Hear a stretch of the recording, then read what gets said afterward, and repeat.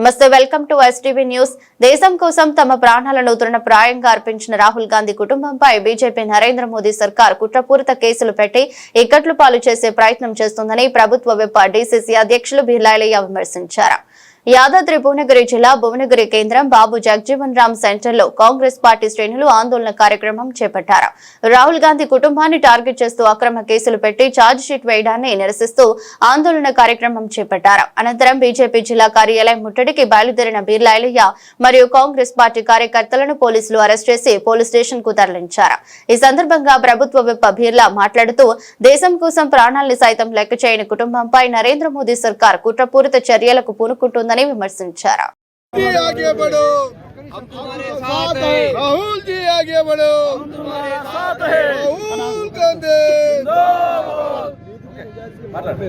ఈరోజు భారతదేశంలో ప్రజాస్వామ్యాన్ని కూని చేసి భారతదేశానికి ప్రాణ త్యాగం చేసి స్వతంత్రం తెచ్చి భారతదేశంలో ప్రజాస్వామ్యాన్ని కాపాడుతున్నటువంటి గాంధీ కుటుంబాన్ని ఇలా దోషులుగా చిత్రీకరించడానికి మోడీ గారు చేస్తున్నటువంటి కుట్ర ఇలా ప్రజాస్వామ్యాన్ని కూని చేసి ఈసీని, సిఐడిని, సిబిఐని అడ్డంగా పెట్టుకొని ఒక త్యాగాల కుటుంబాన్ని ఇలా నేషనల్ హెరాల్డ్ కేసులో ఛార్జ్ షీట్ వేయడం చాలా దారుణం.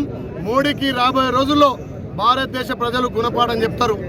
ఇలా గాంధీ కుటుంబం అంటే ప్రాణ త్యాగాలు చేసి దేశం కోసం సర్వం త్యాగం చేసినటువంటి కుటుంబాన్ని ఈ రకంగా మీ చేతిలో రాజ్యాంగాన్ని తీసుకొని మీ చేతిలో సిబిఐ, ఈడీ ఉందని చెప్పి, ఈసీ ఉందని చెప్పి ప్రజాస్వామ్యబద్ధంగా చేయాల్సినటువంటి వాళ్ళను మీ గుప్పెట్లో మీ జేబులో పెట్టుకొని ఇలా గాంధీ కుటుంబాన్ని బదనాం చేస్తున్నారు.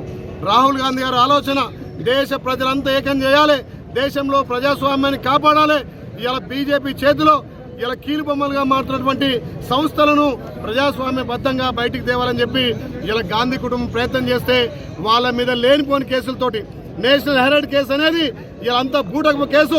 మరి దాంట్లో ఛార్జ్ చేయడం, తల్లి సోనియమ్మను రాహుల్ గాంధీ గారి మీద ఛార్జ్ చేయడం చాలా దుర్మార్గం. భారతదేశ ప్రజలంతా కూడా, పౌరులంతా కూడా దీన్ని వ్యతిరేకిస్తున్నారు. ఇలా మోడీ గారు వచ్చిన తర్వాత ఇలా యువతకు ఉద్యోగాలు లేవు. ఇలా ధరలు అడ్డగోలుగా ధరలు పెరిగిపోయినాయి. ఎక్కడ చూసినా మతాన్ని అడ్డం పెట్టుకొని, కులాన్ని అడ్డం పెట్టుకొని మోడీ గారు ప్రజాస్వామ్యాన్ని కూని చేస్తున్నారు. కాబట్టి ఇలా భారతదేశ వ్యాప్తంగా అన్ని రాష్ట్రాల్లో, ముఖ్యంగా తెలంగాణలో పిసిసి అధ్యక్షుడు మహేష్ కుమార్ గౌడ్ గారి ఆధ్వర్యంలో ఆయన ఆదేశాల మేరకు అన్ని జిల్లా హెడ్ క్వార్టర్లో ఇలా మోడీ గారిని వ్యతిరేకిస్తూ ఇలా ప్రజా వ్యతిరేక కార్యక్రమాలు పడుతున్నటువంటి మోడీ గారికి తప్పకుండా గుణపాఠం చెప్పాల్సిన అవసరం ఉంది. త్యాగాల కుటుంబాన్ని చూసి ఓర్వలేక వాళ్ళ మీద నిందలు నెప్పి కేసులతోటి బెదిరించాలనుకుంటున్నారు. కానీ తెలంగాణలో, ఇక్కడ భారతదేశంలో ప్రజలు కాంగ్రెస్ వైపు ఉన్నారు.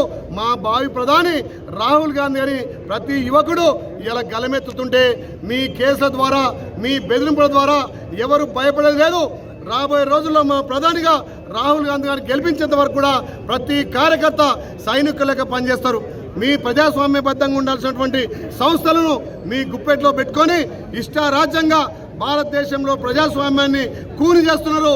డాక్టర్ బిఆర్ అంబేద్కర్ గారి ఆశయాలు ఇలా ఆయన రాష్ట్ర రాజ్యాంగాన్ని ప్రతి పౌరుడు అనుభవించే హక్కుంది.